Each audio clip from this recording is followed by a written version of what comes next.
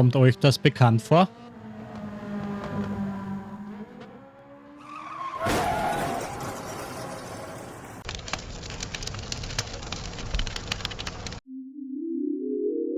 Ich fahre ja nur mit Traktionskontrolle 5. Tja, mit Traktionskontrolle auf 5 wäre euch das natürlich nicht passiert. Aber ihr seid dadurch auf der Strecke auch quälend langsam. Und warum das so ist, genau das zeige ich euch hier im Video. Willkommen zu meiner GT7 Meisterklasse. Heute machen wir Schluss mit der Grobmotorik. Ich zeige euch anhand knallharter Telemetrie, wie extrem euch die DKS wirklich Leistung klaut. Wir schauen uns den perfekten Rennstart an und ich verrate euch den absoluten Gamechanger. Die 80% Treppenmethode, mit der ihr euren Bleifuß für immer heilt. Schnallt euch an, es geht los. Fangen wir mit dem Elefanten im Raum an. Warum predige ich als Coach, dass man DKS auf 0 oder maximal 1 stellen sollte? Wenn mehr, dann nur bei Regen.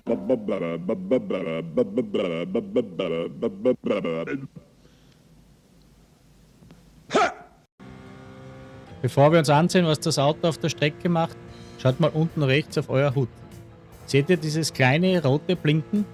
Immer wenn das aufleuchtet, zieht euch das Spiel sprichwörtlich den Stecker. Eure Motorleistung wird genau in diesem Moment brutal gekappt.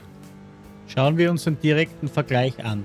Fangen wir mit DKS 5 an, der Lieblingseinstellung meines Barkeepers. Hier wirft das Spiel quasi einen unsichtbaren Anker aus. Sobald euer Lenkrad auch nur minimal eingeschlagen ist und ihr aufs Gas tretet, drosselt das System die Leistung teilweise um bis zu 50%. Ja, ihr dreht euch garantiert nicht weg, aber ihr verhungert am Kurvenausgang förmlich. Ihr seid sicher, aber ihr seid eben sicher langsam. Wir hatten hier am Curbende 139 km/h mit DKS 5. Jetzt denkt ihr euch vielleicht, okay, dann wähle ich den goldenen Mittelweg und fahre auf DKS 3. Und genau hier kommt die große Beschleunigungslüge ins Spiel.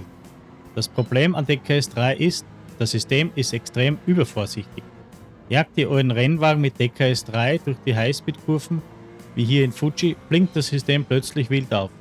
Es nimmt euch klammheimlich und völlig grundlos Motorleistung weg, obwohl das Auto durch den gigantischen Grip des Licks und den massiven Anpressdruck bei dieser Geschwindigkeit niemals ausbrechen würde. Ihr bemerkt das im Force-Feedback vielleicht gar nicht richtig, aber diese fehlende Drehzahl kostet euch auf der langen Geraden danach massiv Topspeed und wertvolle Zehntelsekunden pro Runde. Schauen wir uns an, wie viel km/h wir nun hier hatten. 140 km/h mit DKS 3. Und genau deshalb ist DKS 0 das absolute Endziel. Wenn ihr hier das Pedal durchdrückt, bekommt ihr 100% Leistung direkt an die Hinterachse. Das System mischt sich nicht mehr ein. Ihr werdet nicht bevormundet und nehmt jeden einzelnen km/h Schwung mit auf die Geraden. Der einzige Haken an der Sache: die Traktionskontrolle seid ihr ab sofort ihr selbst, bzw. euer rechter Fuß. Und wie wir genau den unter Kontrolle bringen, schauen wir uns in den nächsten Kapiteln an. Und wenn wir uns nun ansehen, wie viel km/h wir hier auf die Gerade mitnehmen am Ende des Curbs, 143 km/h, dann sind wir bereits 4 km/h schneller als mit DKS 5. Und genau die Physik in Gruppe 4 ist im Vergleich zur Gruppe 3 extrem stabil und hat eine wahnsinnig starke Traktion auf der Hinterachse. Das bedeutet für euren Fahrstil, ihr müsst euren Gasfuß hier so schnell wie möglich von 0 auf 100% bekommen. Ihr braucht diesen sofortigen vollen Schub am Kurvenausgang, um das absolute Maximum an Schwung auf die Geraden mitzunehmen.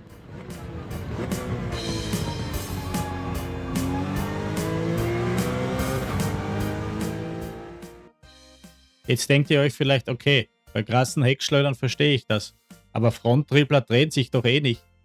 Bei meinem Honda Civic kann ich die DKS doch anlassen, oder? Falsch gedacht. Um euch zu beweisen, wie sehr euch die Elektronik hier anlügt, gehen wir auf den Tokyo Expressway. Die Mauern sind eng, die Geraden sind ewig lang, Schwung aus der Kurve mitzunehmen ist hier überlebenswichtig. Fronttriebler haben ein ganz spezifisches Problem: Untersteuern. Wenn ihr im Kurvenausgang aufs Gas geht, schiebt das Auto über die Vorderräder stur geradeaus in Richtung Mauer. Und jetzt schauen wir uns an, was die DKS dagegen tut. Wir testen die Kurvenausfahrt von Stufe 5 bis Stufe 0. Wir starten auf DKS 5. Ihr seid im Kurvenscheitel und packt den Dampfhammer aus. 100% Gas, aber was passiert? Nichts. Das Spiel merkt, dass die Vorderräder rutschen und ihr auf die Mauer zusteuert. Die DKS greift brutal ein und kappt eure Motorleistung fast auf 0, um die Nase wieder nach innen zu zwingen. Ihr überlebt die Kurve, aber ihr parkt sprichwörtlich auf der Strecke. Gehen wir runter auf DKS 3. Es wird etwas besser, aber das rote Lämpchen feiert immer noch eine Disco-Party. Der Motor stottert, die Elektronik wirkt eure Beschleunigung ab, genau in der Sekunde, in der ihr auf die lange Gerade in den Tunnel einbiegt. Das kostet euch am Ende der Geraden gut und gerne ein paar km/h.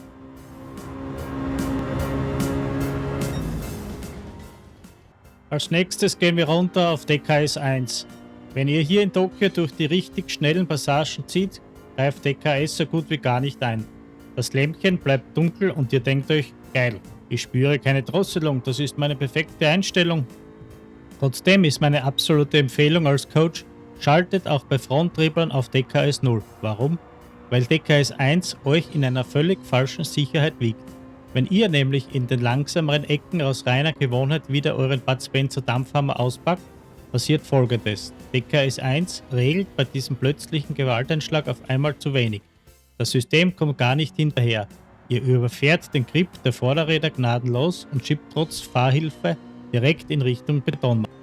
Schauen wir uns zum Abschluss den perfekten DKS 0 Run an. Ihr bremst, trefft den Scheitelpunkt. Und jetzt der entscheidende Moment. Macht die Lenkung wieder auf. Gebt euren Vorderrädern die Chance zu atmen. Sobald die Nase in Richtung Gerade zeigt, zieht ihr voll ab. Kein elektronisches Stottern, kein Leistungsabfall. Der Motor schreit direkt auf und ihr nehmt jeden einzelnen kmh Topspeed mit auf die nächste Gerade. Das ist echte Fahrzeugkontrolle.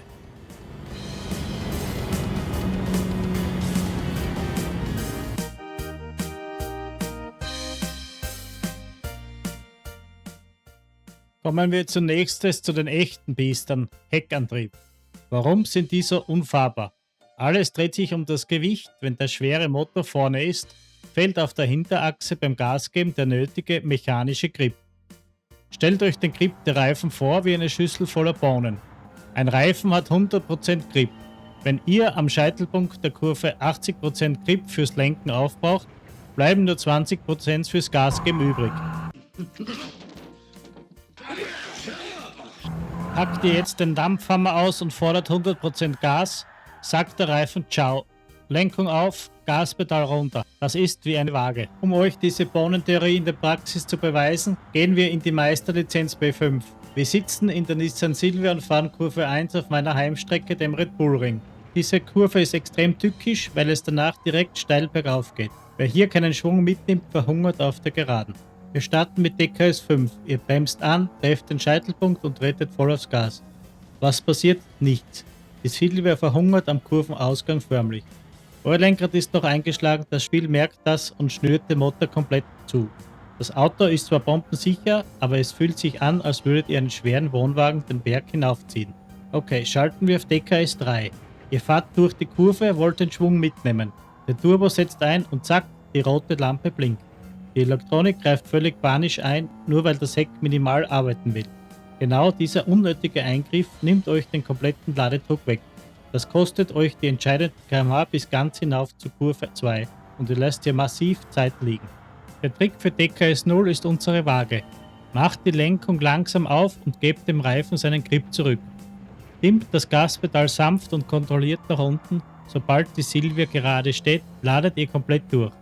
Das Heck drückt sich in den Asphalt, der Turbo schiebt voll an und ihr schießt fehlerfrei und mit maximalen Topspeed den Berg hinauf. Und genau das bringt euch am Ende die Bestzeit. Schaut auf die Uhr, wir haben Gold.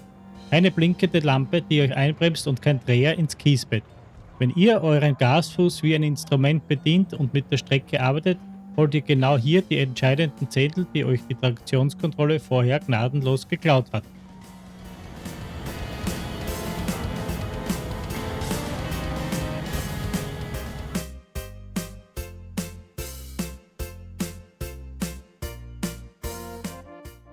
Kommen wir zur absoluten Königsklasse in Sachen Grip, Gruppe 2 und Gruppe 1. Hier gelten plötzlich völlig andere physikalische Gesetze. Es geht nicht mehr nur um die Reifen, es geht um brutalen Downforce. Euer gigantischer Frontsplitter und der Heckflügel pressen das Auto förmlich in den Asphalt. Die Faustregel lautet, je schneller ihr fährt, desto mehr Grip habt ihr. Um euch das zu zeigen, nehmen wir den Honda NSX und fahren durch die berühmten S-Kurven in Sektor 1 von Suzuka. Wir starten auf DKS 5. Wir tauchen in die SS ein, links, rechts und schaut auf das rote Lämpchen. Das Spiel bekommt bei schnellen Richtungswechseln absolute Panik. Obwohl die Aerodynamik das Auto problemlos auf dem Asphalt halten würde, greift die Elektronik bei jedem Lenkeinschlag ein. Die Leistung wird extrem gedrosselt. Das Auto fühlt sich an, als würdet ihr durch 10 Honig fahren. Ihr verliert den kompletten Rhythmus, ihr verliert den Speed und damit paradoxerweise auch euren Anpressdruck.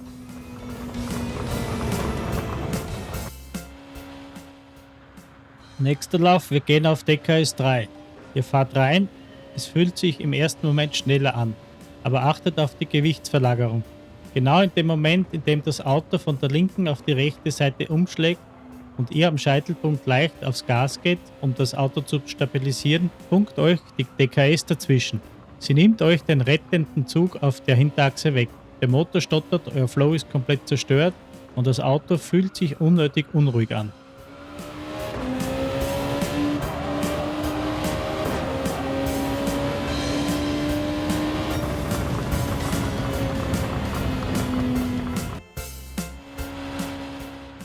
Schalten wir um auf DKS 1.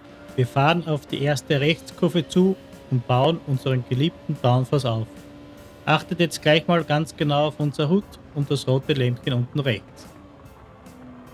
Wir tauchen in die SS ein, links, rechts, links. Jetzt seht ihr das Lämpchen bleibt die komplette Zeit absolut dunkel. DKS 1 regelt hier nirgends sichtbar ein. Die wichtigste Konklusion für euch: in schnellen Kurven arbeitet DKS 1 überhaupt nicht. Es greift de facto erst dann wieder ein, wenn wir aus langsamen Haarnadeln heraus beschleunigen. Wer hier DKS 1 anhat, fährt in Wirklichkeit also ohnehin schon DKS 0. Jetzt lassen wir das Monster von der Leine. DKS 0. Vertraut dem Downforce. Werft das Auto in die Kurven. Wenn ihr hier weich lenkt und den Schwung mitnehmt, presst die Aerodynamik eure Reifen in den Boden wie Klebstoff. Ihr lenkt ein, zieht das Gas auf und das Auto beißt sich richtig fest. Keine Drosselung, kein Stottern. Die Leistung ist sofort da, stabilisiert das Auto im Lastwechsel und zieht euch mit purem VTEC-Sound den Berg hinauf zur Goldzeit. Bei Gruppe 2 gilt: Mut wird belohnt, Elektronik bestraft. Die Theorie sitzt. Wir wissen jetzt genau, wie sehr uns die Elektronik auf der Strecke ausbremst. Aber wie kriegen wir diesen verdammten Dampfhammer jetzt aus eurem rechten Fuß heraus?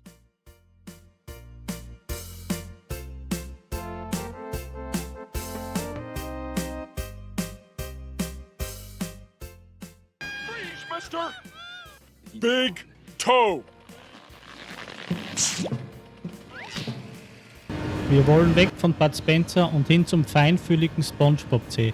Bevor wir ans Eingemachte gehen, hier die absolute Notrettung für extrem bissige Autos. Short Shifting, wenn euch beim Rausbeschleunigen ständig das Heck überholt. Schaltet am Scheitelpunkt der Kurve einfach schon einen Gang höher, bevor ihr aufs Gas geht. Die niedrigere Drehzahl baut euch sofort eine natürliche mechanische Traktionskontrolle. Das beruhigt das Auto ungemein. Aber jetzt kommt ein absoluter Gamechanger für eure Base. Technik, die euer Muskelgedächtnis für immer verändern wird. Die 80% Treppe. Baut ab heute mental eine physische Stufe beim Gasgeben ein. Ihr gebt am Scheitelpunkt Gas, aber stoppt euren Fuß ganz bewusst bei exakt 80%. Haltet ihn dort und jetzt schaut auf euer Lenkrad. Erst wenn eure Vorderräder wieder fast gerade stehen, drückt ihr die restlichen 20% voll durch. Wie perfekt das in der Praxis aussieht, zeige ich euch hier an der aktuellen Weltrekordrunde auf Sategna B. Achtet jetzt mal ganz genau auf den Gasbalken des Alien-Fahrers. Er bremst an, trifft den Scheitel und zack, der Balken schießt auf 80% hoch. Aber er geht nicht auf 100%. Er wartet, das Auto rotiert, er macht die Lenkung sanft auf und erst wenn das Auto fast gerade ist, bam, Vollgas. Kein Rutschen, kein DKS-Eingriff, pure Traktion. Trainiert diese Treppenmethode einige Zeit und ich garantiere euch, ihr werdet der DKS nie wieder nachweinen. Ein entscheidendes Detail fehlt uns noch auf unserem Weg zur perfekten Fahrzeugkontrolle: der stehende Start. Vorweg eine wichtige Regel: Die folgende Technik braucht ihr natürlich nur bei Fahrzeugen, die beim Start wirklich mit Wheelspin, also durchdrehenden Reifen, zu kämpfen haben. Bei schwächeren Autos könnt ihr einfach durchladen. Wir testen Sektor 1 auf Special Stage Route X mit unserem Nissan GT-R Gruppe 3 und lassen die Stoppuhr sprechen. Die liefert uns nämlich knallharte Fakten. Fahrt ihr den Start mit DKS 5, verliert ihr auf den perfekten Start satte 0,212 Sekunden. Das mag für Laien nach wenig klingen, aber im Simracing sind das Welten und locker 1 bis 2 Fahrzeuglängen bis zur ersten Kurve. Und selbst bei DKS 1, wo die meisten denken, es macht keinen Unterschied mehr, klaut euch die Elektronik beim Anfahren immer noch 0,075 Sekunden. Die logische Schlussfolgerung: wir fahren den Start auf DKS 0, aber Vorsicht! Wenn ihr jetzt vor dem Start einfach wieder euren Dampfhammer auspackt und voll auf dem Gaspedal stehen bleibt, passiert das hier. Die Ampel wird grün, eure Reifen gehen komplett in Rauch auf, der Wheelspill ist endlos und ihr verliert noch mehr als mit DKS 5. Daher müssen wir für jedes Fahrzeug, das durchdrehende Räder am Start hätte, den optimalen Sweet Spot finden. Hier darf man nicht eben das Gas 100% durchdrücken, sondern man muss diesen Sweet Spot genau in dem Bereich halten. Wenn die Ampel auf grün springt, gebt ihr den Reifen einen kurzen Moment, um den Grip aufzubauen. Erst wenn ihr spürt, dass das Auto wirklich nach vorne zieht und der Wheelspin aufhört, drückt ihr das Pedal zur exakt richtigen Zeit auf 100% durch. Das ist der perfekte Rennstart, der euch direkt vor Kurve 1 die Führung sichert. Damit habt ihr jetzt das perfekte Werkzeug, um euren Gasfuß endlich unter Kontrolle zu bringen und die Traktionskontrolle endgültig in Rente zu schicken. Eure Zeiten werden purzeln, das verspreche ich euch. Aber die feinfühligste Fußarbeit bringt euch absolut gar nichts, wenn eure Augen nicht am richtigen Punkt auf der Strecke sind. Klickt deshalb genau jetzt hier auf meine nächste Meisterklasse. Hör auf zu starren. Dort zeige ich euch das Geheimnis der perfekten Blickführung, mit der ihr noch einmal ein massives Level aufsteigt. Wenn euch dieses Meisterklasse-Video geholfen hat, dann gebt dem Video doch bitte einen Daumen nach oben und lasst ein Abo da. Damit zeigt ihr mir nämlich direkt, dass ihr meinen Content mögt und feiert, und das ist für mich das größte Zeichen, dass ihr noch weiteren tiefgründigen Content von mir erwarten könnt. Trainiert fleißig die Treppenmethode. Bis dann, man sieht sich auf der Strecke. Ciao, euer Kri.